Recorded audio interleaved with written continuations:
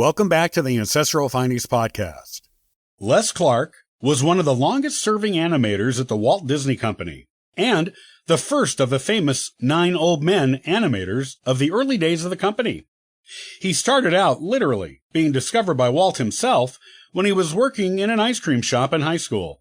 This is his story of making his way up in the company.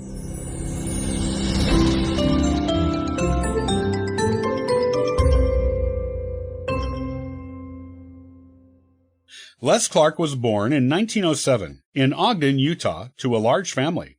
He was the eldest of 12 children of his parents, James Clark and Lute Wadsworth. His father, James, was a carpenter by trade.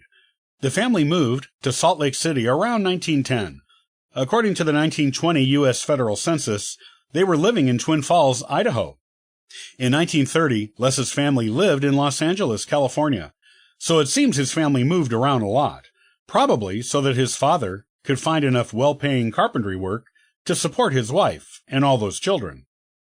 Once in Los Angeles, Les was old enough to go to high school, and he attended Venice High School.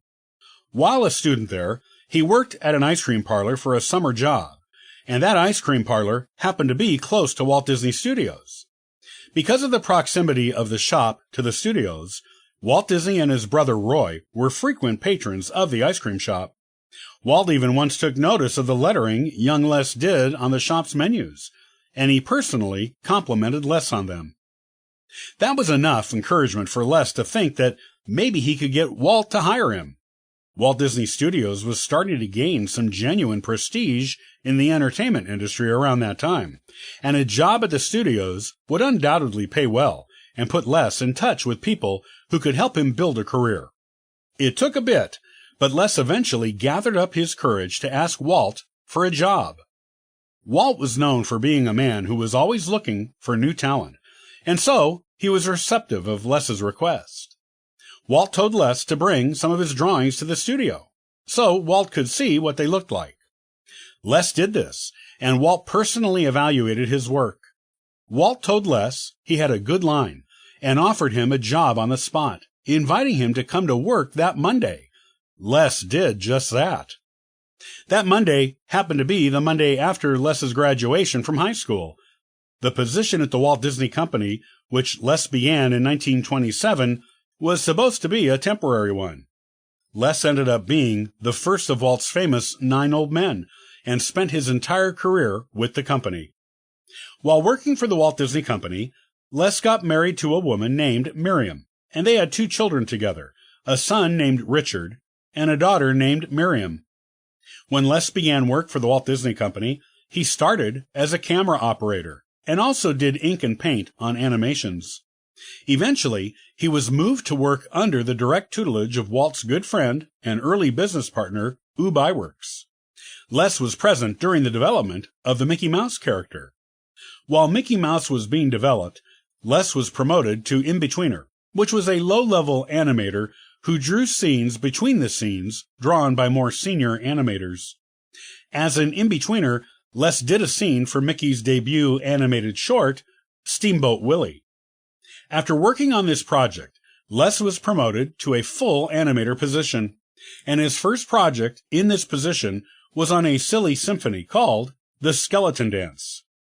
After Ub Iwerks left the company, Les scored the lead animator position on the Mickey Mouse character. Knowing he had a good opportunity here, Les took art classes while working for Disney to hone his craft. As his drawings became even better, he was given the important task of animating the 7 dwarfs on the Snow White movie.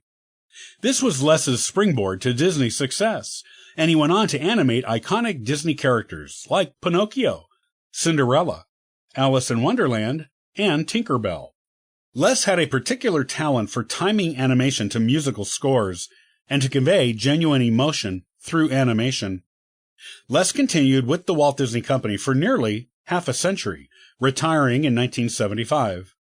At the time he retired, Les was the longest continuously employed member of Walt Disney Productions. Because the job offer Walt gave him changed Les's life for the better in so many ways, he gave Walt unwavering loyalty and a determination to always be improving his own work. He wanted to produce the highest quality animation possible for Walt and the Walt Disney Company. Unlike a lot of animators at Disney and other animation studios, Les learned the animation trade from the ground up. He was happy to take a low-level job at the company when he first started there, and worked his way up with a cheerful attitude that was one of his personal hallmarks. Les even outshone his early mentor at the company, Ub Iwerks. Ub had been known for being able to produce a large number of animation cells quickly. Les was able to do that too, but did it with a far superior draftsmanship and versatility to that of Ub. Still, because Ub was his early mentor, there was always traces of Ub's influence in Les's work. An example of this influence that Disney scholars often point out is Les's animation of the title train to Bahia in the animated film The Three Caballeros in 1945.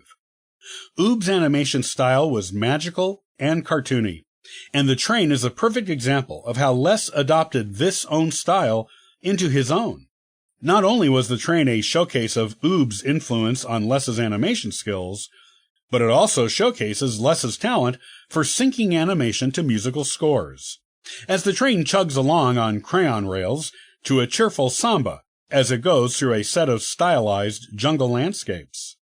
Les went from working in an ice cream shop as a high school kid to being one of Walt Disney's most valuable animators and the first of the famous 9 old men who are the animators of legend at the company.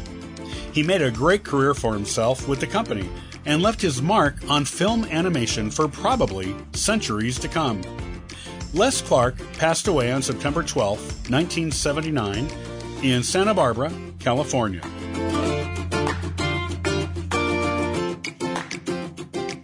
Thanks for listening and subscribing to the Ancestral Findings podcast. Check out ancestralfindings.com for additional free genealogy resources and weekly giveaways. Hey, happy searching!